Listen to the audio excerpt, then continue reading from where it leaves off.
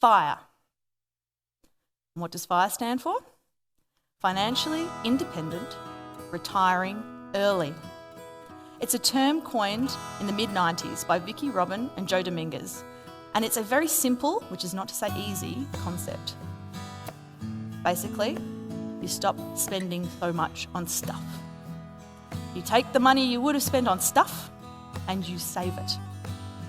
And once you've saved it, you then buy assets with it.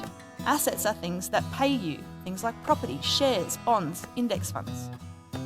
And you keep going like that through your working life, and eventually you reach a point at which the income from your assets is enough to sustain your lifestyle.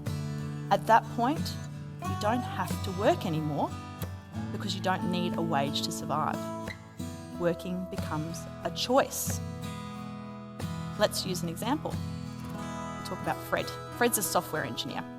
He graduates from university and gets his first job, and he does not make the mistake that most of us make, which is going out and spending every cent he then earned because he was so excited to finally have an income. Instead, he keeps living like a student, baked beans on toast, that kind of thing. And he keeps going like that, and he manages to save 60% of his income. Think about that for a minute, living on 40% of your wage. He keeps that up for 10 years. He takes the money and puts it into an investment property and into some index funds. And then at 30 years old, suddenly the income from his assets is enough to meet his living costs, which are about half of those of his peers because he hasn't gotten into the habit of spending so much money. At 30, he can choose to stop working. He can retire. Fred's a real person.